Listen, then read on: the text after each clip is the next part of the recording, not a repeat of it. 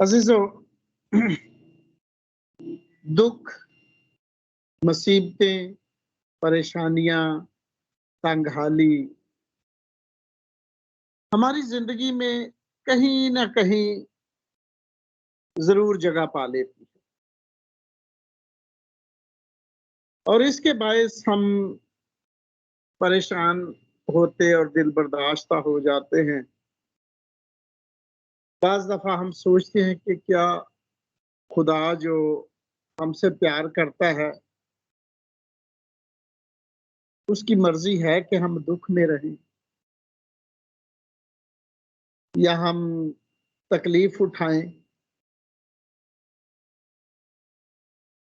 अजीजों, Bible मुकद्दस बहुत से किरदारों से भरी पड़ी है जो दुख की हालत में से गुजरे, और आज हम सब की जिंदगी में कहीं ना कहीं कोई ना कोई दुख और रंज जरूर पाया जाता है। फिर अपने दुख में से गुजरने के लिए हम तदबीरें करते हैं कि हम किस तरह से इस दुख या परेशानी की हालत में से गुजर सकते हैं या कामयाबी से इस वक्त को हम पास कर सकते हैं। मेरे अजीजों, हम देखते हैं कि बाइबल के जो किरदार थे उनमें इब्राहिम दुख की हालत में से गुजरा, और इसी तरह इसहाक भी, और अयूब की बहुत बड़ी मिसाल हमारे सामने है, और दाऊद, अ, और क्या नाम है, याकूब, खुदा के बड़े बड़े नबी और बहुत ही आला हस्तियां जो थी वो दुख की हालत में से गुजरे। और मैं देखता हूँ कि खुदावंद यीशु मसीह जो हमारे मुनज्जी और निजात दहिंदा है, उन्होंने भी दुख में से निकलकर उन सब बातों का तजर्बा किया जिनमें से आज हम गुजर सकते हैं। इसी इसीलिए हम कह सकते हैं कि वो हमारी सब बातों में हमारा मददगार है, और वो जानता है कि ये इस जिंदगी में दुख और मुसीबतें और परेशानियां जो हैं, जब तक हम इस बदन के वतन में हैं, जब तक इस गुनाह की दुनिया में हम रहते हैं, इन सब से हमारा छुटकारा नहीं है। तो आज जिस किरदार को मैं आपके सामने पेश करने को हूँ, वो है अ, अ, अली मलक, नौमी, रूथ, जो कि जिनकी जिंदगी से आज हम कुछ सीखने को है। मेरे अजीजों, ये जैसा कि हमने पढ़ा है स्टार्टिंग में कि ये उन दिनों की बात है जब बनी इसराइल में कोई बादशाह नहीं था, जब बनी इसराइल अभी उन्होंने प्रॉमिस लैंड को हासिल किया था और वो लोग सब आजाद थे, सिर्फ खुदा ही उनका बादशाह था। और उस मुल्क में नज्म व नस्क को चलाने के लिए काजी मुकर्रर थे, और वहाँ बैतलहम के इलाके में यहूदा के कबीला में से एक शख्स जिसका नाम अली मलक था, उसकी बीवी का नाम नौमी था।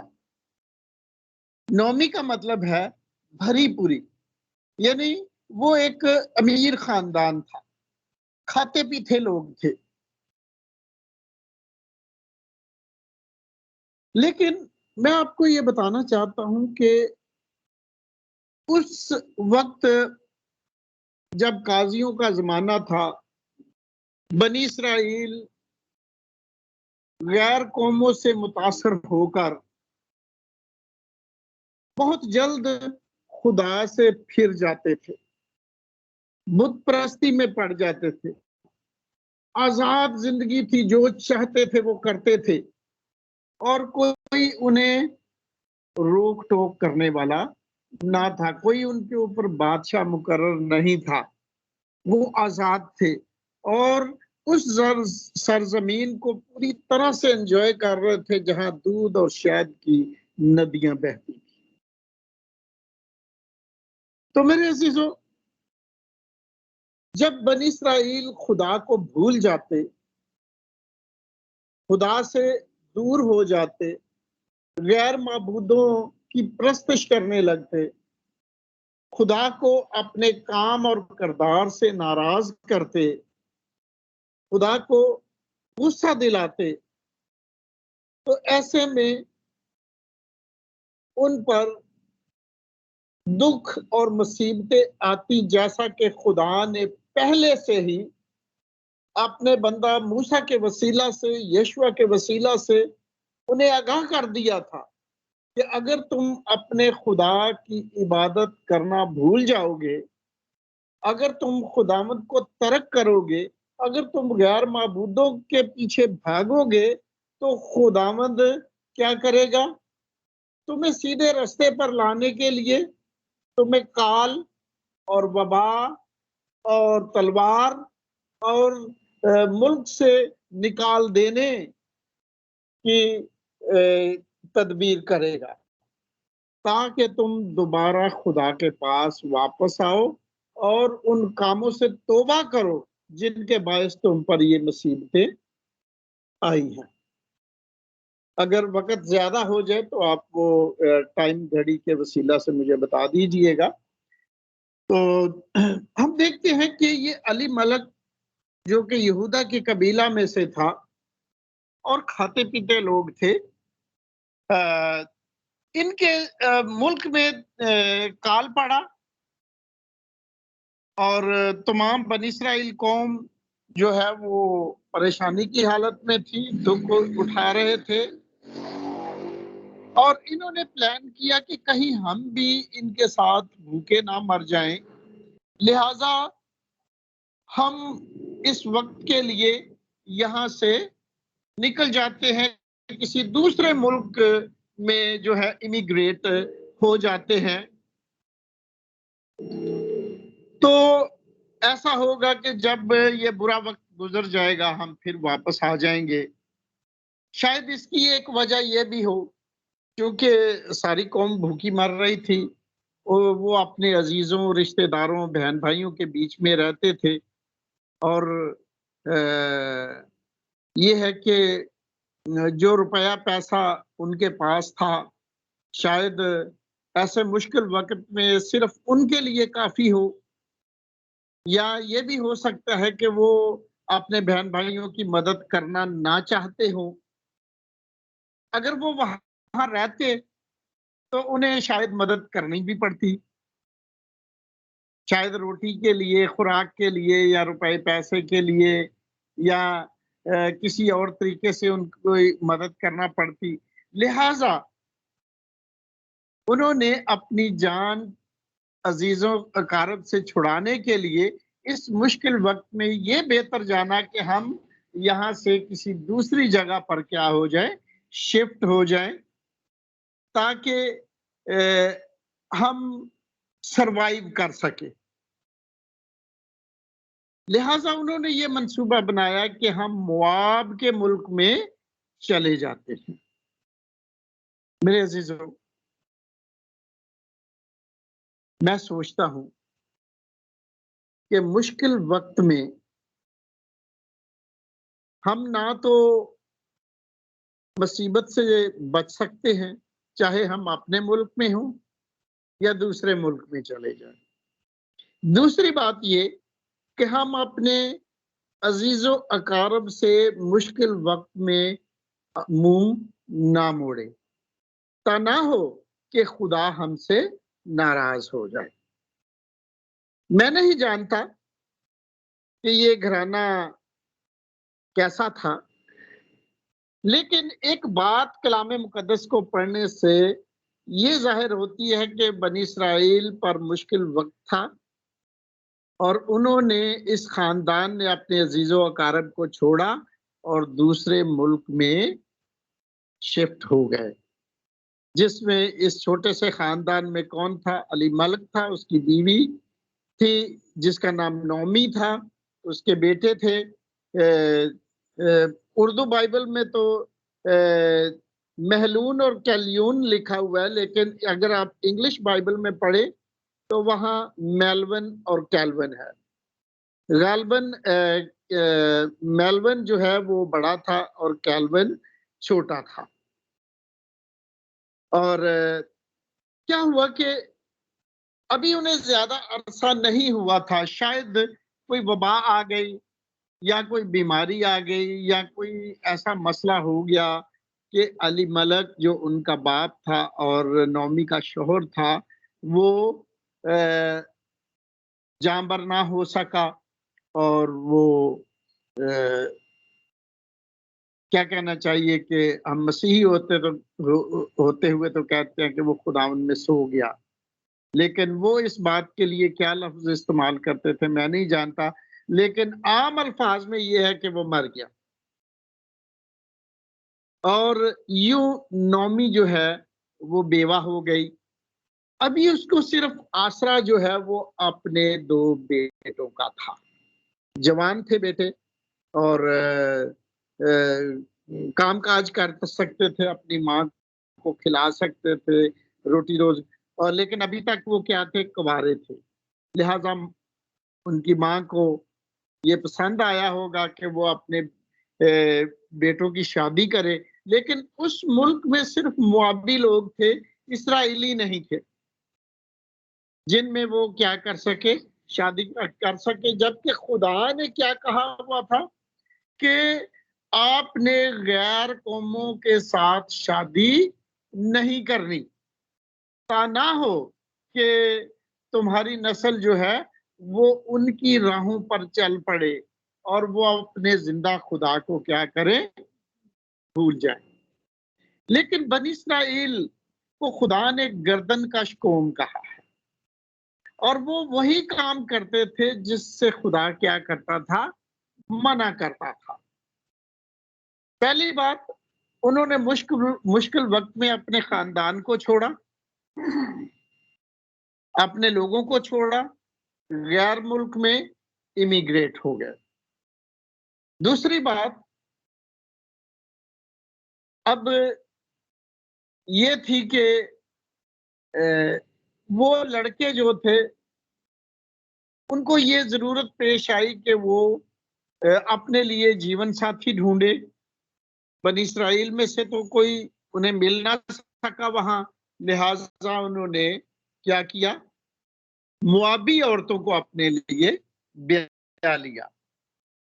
ये एक अलग बात है कि वो दोनों औरतें अच्छी थी, उन्होंने बनी इस्राएल के तौर तरीकों को उस खानदान में देखा कि वो कैसे जिंदा खुदा की इबादत और परस्तिश करते हैं, और वो उनके तौर तरीके से मुतासर हुई, उन्होंने अपनी जिंदगी को उनके तौर तरीकों के मुताबिक ढाला।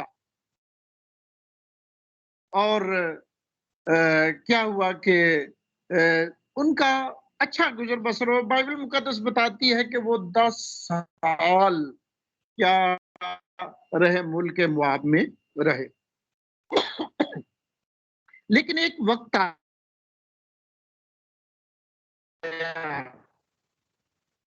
कि अली मलिक के दोनों बेटे भी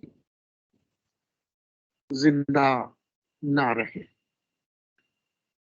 और वो सो गए, या दूसरे अल्फाज में वो मर गए। तो ये मुआबी औरतें जो हैं, रूत और उर्फा, ये दोनों भी हो गए। अब उनके पास कोई मर्दाना सहारा नहीं था। एक दिन नौमी ने ये सुना कि अब जो मुश्किल वक्त था इसराइल के मुल्क में, वो खत्म हो गया है। वहाँ बारिश हुई है, वहाँ फसल हुई है, और बहुत जल्द फसल जो है वो पकने वाली है, और वहाँ पर लोगों की जिंदगी जो है वो खुशहाल हो गई है। तो नौमी ने सोचा कि मैं क्या करूं, अपने मुल्क में वापस जाऊं। और एक दिन उसने अपनी बहुओं के साथ इस बात का इजहार किया और वो दोनों भी उसके साथ जाने के लिए तैयार हो गए। नौमी बड़ी ज़हीन थी, अक्लमंद थी। एक तो वो जानती थी कि ये मुआबी औरतें हैं, शायद बनी इस्राइल इन्हें कबूल नहीं करेंगे। दूसरी बात ये कि उसके पास अब कोई और बेटे नहीं थे कि जिनके साथ वो इनको ब्याह देती। लिहाजा उसने बड़ी अक्लमंदी से उनको कहा कि मैं चाहती हूँ कि अब मैं अपने मुल्क में वापस चली जाऊं और मेरे बेटे तो मर गए हैं और तुम अब दोनों आजाद हो। तुम चाहो तो अपने माँ बाप के पास वापस चली जाओ, अपनी कौम में, अपने देवताओं के पास वापस चली जाओ। तो मैं अपने मुल्क में चली जाती हूँ। लेकिन हम देखते हैं कि वो दोनों औरतें अपनी सास से बहुत मोहब्बत रखती। शायद उसका रवैया, उसका चाल चलन, उसका किरदार उनके सामने एक आइडियल था और उन्होंने कहा कि उन्होंने ये फैसला किया कि नहीं, हम भी क्या करेंगी, तेरे साथ तेरे मुल्क में जाएंगी। और वो उसके लिए बहुत जिद होती रही, लेकिन उसे बड़ी अक्लमंदी के साथ उनके साथ बातचीत की ताकि वो क्या कर सके, उनको कायल कर सके। यानी नौमी उनको कायल कर सके कि उनका उनके साथ मुल्क इसराइल में जाना जो है वो कोई सूदमंद नहीं है, क्योंकि वो सोचती थी कि जब वो अपने मुल्क में जाएगी और ये मुआबिया औरतें उसके साथ होगी तो वो शायद उसके रिश्तेदार और लोग कह सकते हैं कि ये तो किनको उठा के ले आया अपने साथ है, ये तो मुआबी औरतें हैं, ये तो बुत परस्त हैं और वो इनको बर्दाश्त नहीं कर सकेंगे। लिहाजा वो जो दोनों औरतें अपनी सास से बहुत मोहब्बत रखती थी, वो उसको लिपट गई, रो रो कर कहने लगी कि नहीं, हम भी तेरे साथ जाएंगे। और हम देखते हैं कि वो यकीनन तीनों खवातीन बहुत परेशान थी। जब किसी के साथ बड़ी मोहब्बत के साथ अरसा तक रहा जाए और यूं जुदा होना पड़े तो ये बहुत मुश्किल होता है। आजकल की बहू बेटियां अपने सास को बर्दाश्त नहीं करती। अगर कोई उन्हें अच्छी बात भी कही तो क्या लगती है, बुरी लगती है। तो दिल ही दिल में बाज दफा कहती है कि है माई तो मेरे पीछे ही पई है, मर क्यों नहीं जाती, या कि इथों चली क्यों नहीं जाती, या इथों या असी इथों क्यों नहीं चले जाते। और लेकिन रूत और उर्फा का ऐसा रवैया नहीं था। वो उसके गले लग गई और रोने लगी और उसको चूमने लगी और कहने लगी कि तू हमसे जुदा ना हो, बल्कि हमें भी क्या कर, अपने साथ ले चल। लेकिन नौमी जो थी उसने हत्तल वसा ये कोशिश की कि ये अपने माँ बाप के पास, अपने बहन भाइयों के पास, अपने लोगों के पास चली जाए।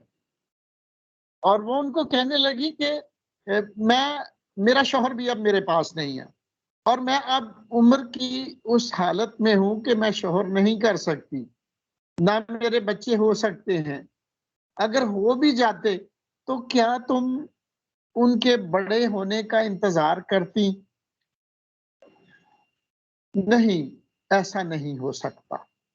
लिहाजा तुम्हारे लिए ये बेहतर है कि तुम क्या करो, अपने माँ-बाप के पास वापस लौट जाओ और वहाँ शादी करो और उनको दुआ दी। और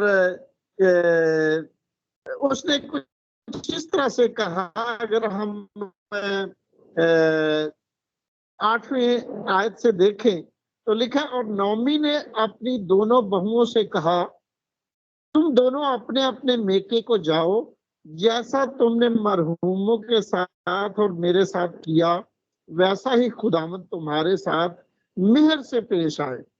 खुदावंद ये करे कि तुमको अपने-अपने शोहर के घर में आराम मिले। तब उसने उनको चूमा और वो चिल्ला-चिल्ला कर रोने लगी। लेकिन वो साथ-साथ ये ज़िद भी कर रही थी कि हम क्या करें, हम तेरे साथ जाएँगी। और नौमी ने बहुत दलीलों के साथ उनको समझाया कि तुम मेरे साथ जाने की ज़िद ना करो। और बहुत समझाने पर उर्फा ने ये फैसला कर लिया कि मैं क्या करूँगी, वापस अपने माँ-बाप के पास अपने मेके चली जाऊँगी।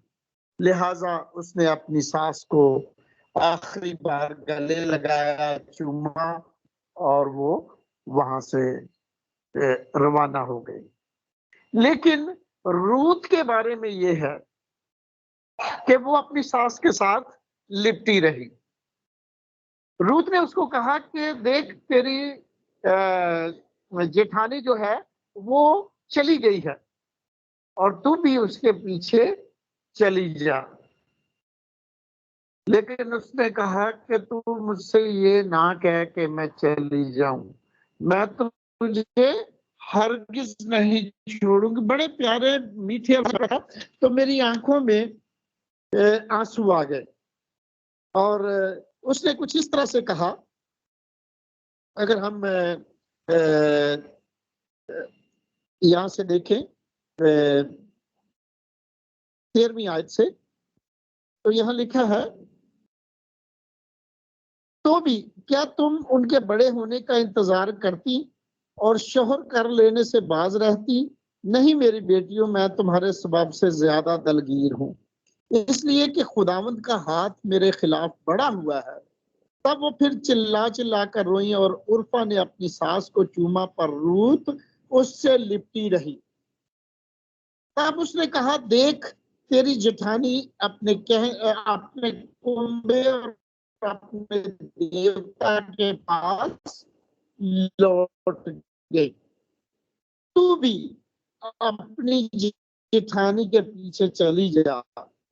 रूत ने कहा, 16वीं आयत से रूत का बयान है, रूत ने कहा, तू मिन्नत ना कर कि मैं तुझे छोड़ दूं और तेरे पीछे से लौट जाऊं, क्योंकि जहां तू जाएगी मैं जाऊंगी और जहां तू रहेगी मैं रहूंगी। तेरे लोग मेरे लोग और तेरा खुदा मेरा खुदा होगा। जहां तू मरेगी मैं मरूंगी और वहीं दफन भी होंगी।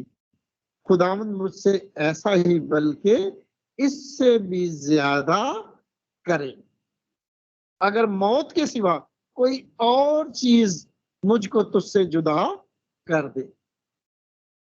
मेरे अजीजों, हम देखते हैं कि जब निजात की राह पर हम कदम रख लेते हैं तो पीछे मुड़कर देखना सिवाय हलाकत के और कुछ भी नहीं। लूत की बीवी को हम देखते हैं कि खुदा ने उसे हलाकत के मुल्क से निकाला, हलाकत के शहर से निकाला और उनको जिंदगी की राह पर डाल दिया। लेकिन क्या हुआ कि लूत की बीवी का ध्यान और उसका ख्याल पीछे की तरफ था। उसने पीछे मुड़कर देखा और वो जिंदगी की राह पर ही क्या हो गई, हलाक हो गई। बनी इसराइल में से भी बहुत से ऐसे लोग थे, जब वो मुल्क कनान की तरफ जा रहे थे तो वो मुल्क मिस्र को याद करते थे कि हम वहां हांडियों पर बैठकर गोश्त खाया करते थे, वहां के खीरे हमें याद आते हैं, वहाँ की सब्जियां हमें याद आती हैं। और वो बाज दफा पत्थर लेकर खुदा के बंदा मूसा पर बरस पड़े ताकि वो क्या करे, उसको मार डाले, क्योंकि वो उन्हें मुल्क मिस्र से निकाल लाया था। उनको अपनी गुलामी का ख्याल नहीं था आ रहा, उस मुल्क का ख्याल नहीं था आ रहा जहां वो आजाद रह सकते थे, जहां खुदा ने हर तरह की नेमतें उनके लिए रखी। उनको तो रास्ते की तकलीफों से बस गरज थी, और यूं वो खुदा के गुनहगार ठहरते। और अब यहाँ पर हम देखते हैं कि उल्फा ने ये फैसला कर लिया कि वो क्या करेगी, पीछे की तरफ लौट जाएगी। लेकिन रूथ ने राइट डिसीजन ली। अब वो जिंदगी की राह पर होते हुए पीछे की तरफ मुड़कर देखना नहीं चाहती थी। वो जिन देवताओं को छोड़ आई थी, अब वो दोबारा उनकी परस्तिश नहीं करना चाहती थी। वो उन बुरे लोगों को जिनकी वो बेटी थी, उनके काम और करदार से पूरे तौर पर वो वाकिफ थी। उसने बनी इसराइल के काम और करदार को भी देखा था। अब वो पीछे मुड़कर देखना नहीं चाहती थी। वो उस खुदा से वाकफियत हासिल कर चुकी थी जिसकी नौमी परस्तिश करती थी, जिसकी अली मलक परस्तिश करता था, जिस खुदा की उसके शोहर परस्तिश करते थे। वो अब उस खुदा को छोड़ना नहीं चाहती थी। लिहाजा उसने ये फैसला किया कि तू मेरी मिन्नत ना करके मैं तुझे छोड़ दूं और तेरे पीछे से लौट जाऊं, जैसे उर्फा लौट गई है। जहां तू जाएगी मैं वहां जाऊंगी, और जहां तू रहेगी मैं वहां रहूंगी। तेरे लोग मेरे लोग, और तेरा खुदा मेरा खुदा होगा। असल में बात यह है कि वो जिंदा खुदा और उसके लोगों से वाकिफ हो चुकी थी, और अब वो किसी भी तौर पर अपनी पुरानी जिंदगी की तरफ लौटना नहीं चाहती थी। मेरे अजीजों, हम में से कितने हैं जो कि अपनी पुरानी जिंदगी को छोड़कर नई जिंदगी को, जो कि यीशु मसीह में है, उसको अपनाते हैं, लेकिन फिर मुश्किल हालात और मुश्किल वक्त में घबरा जाते हैं, डर जाते हैं, खौफजदा हो जाते हैं और पीछे की तरफ लौटते हैं। मेरे अजीजों, पीछे की तरफ लौटना नहायत खतरनाक, जानलेवा है। अगर बनी इसराइल जब मुल्क मिस्र से निकले थे, अगर वो पीछे फौजों को आते हुए देखकर पीछे की तरफ लौटते तो भी वो मारे जाते। अगर वो दाहिनी तरफ देखते जहां लकोदक पहाड़ थे तो भी वो मारे जाते। अगर वो बाईं तरफ देखते जहां खुला चौड़ा सहरा था तो भी वो मारे जाते, भूख से, प्यास से, तलवार से। और अगर वो सामने की तरफ जाते तो भी उनके सामने खतरा था, बहीरा कुलजम। लेकिन जब उन्होंने खुदा पर भरोसा किया तो वो खुदा ने उनके लिए बड़ा काम किया और बहीरा कुलजम को दो हिस्से करके उनके लिए रास्ता बना दिया। मेरे अजीजों, जब रूत ने फैसला कर लिया कि वो नौमी के साथ अपनी सास के साथ जाएगी, तो खुदा ने उसके लिए उन मुश्किलात को, जिसका नौमी को खतरा था, खुदा ने उन खतरात को उनसे दूर कर दिया। तो हम देखते हैं कि जब नौमी ने उसकी इस तकरीर को सुना तो उसका दिल पिघल गया। वो जान गई कि रूत जो है वो जिंदा खुदा की बंदी बन चुकी है। वो जिंदा खुदा को छोड़ना नहीं चाहती। अगर वो पीछे लौट कर जाती है तो गैर माबूदों के आगे झुकना पड़ेगा और जिंदा खुदा को छोड़ना पड़ेगा। इसलिए वो उसने कहा है कि तेरे लोग मेरे लोग, तेरा मुल्क मेरा मुल्क, और तेरा खुदा मेरा खुदा होगा। लिहाजा वो क्या हुआ कि वो रूत को अपने साथ ले जाने पर रजामंद हो गई।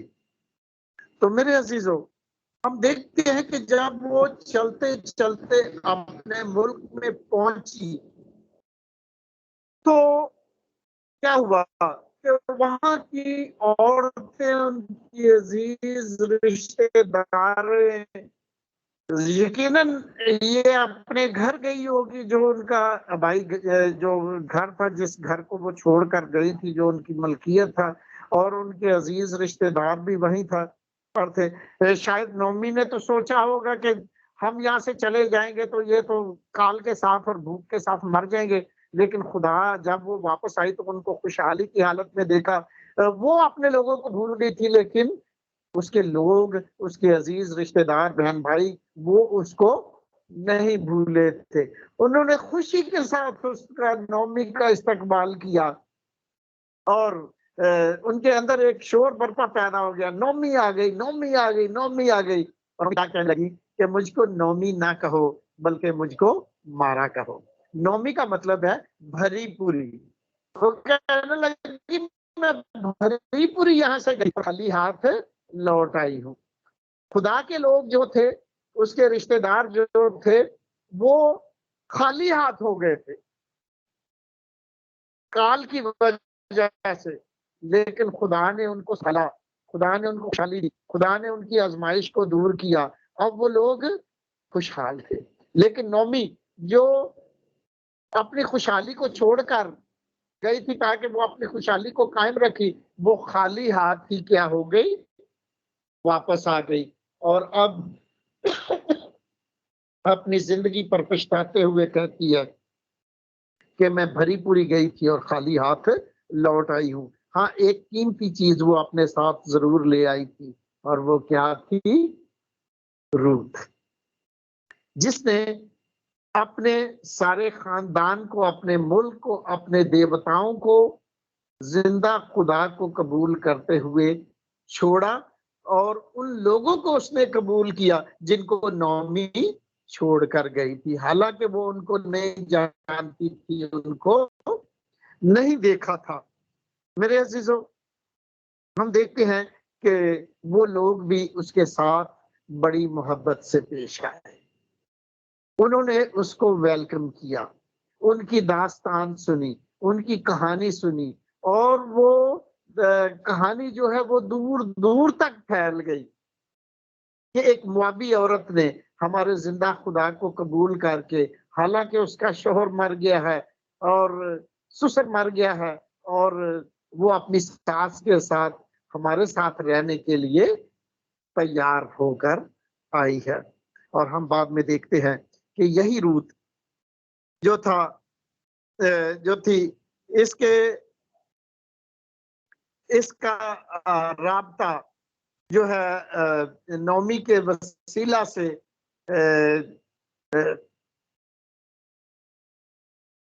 उसके साथ हुआ, जिसका नाम ओबेद बेटा था,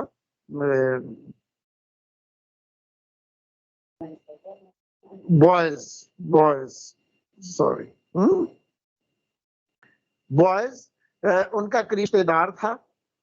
और ये कहानी बड़ी लंबी है, लेकिन हम देखते हैं कि बॉयज ने उसके साथ शादी की, और रूत से बॉयज का बेटा पैदा हुआ जिसका नाम ओबेद रखा गया।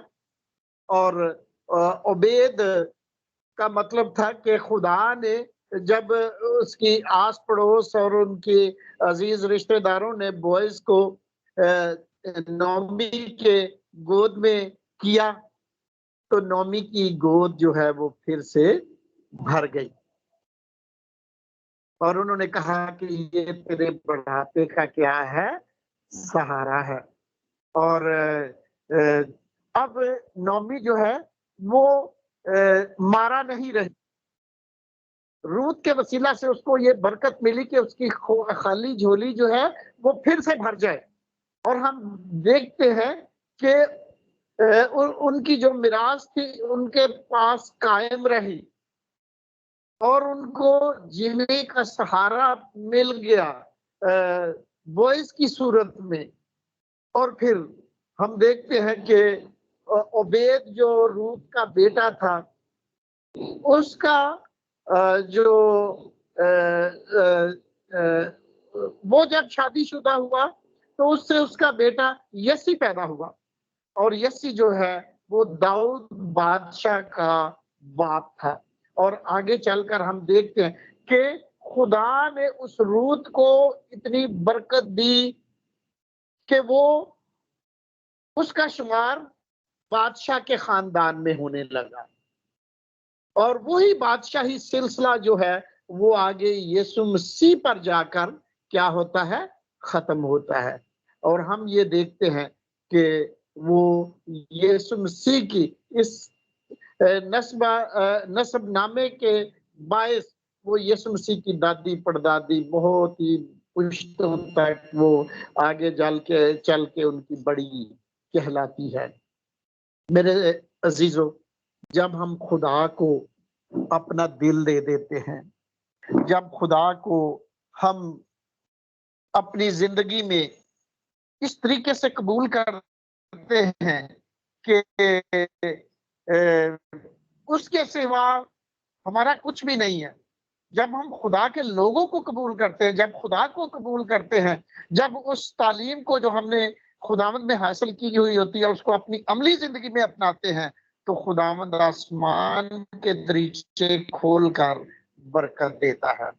तो मैं ये देखता हूँ कि खुदा ने रूत को वो ऊंचा मकाम दिया जो कि उर्फा हासिल ना कर सकी, क्योंकि उर्फा पीछे लौटकर चली गई। वो बाद में क्या उसके साथ हुआ, वो हलाक हो गई या कायम रही, या अगली कहानी हम देखते हैं कि उसका नामो निशान बाद में बाइबल नहीं लेती, लेकिन रूत का नाम आज भी बाइबल मुकद्दस में देखकर हम उसकी जिंदगी से सबक हासिल कर सकते हैं।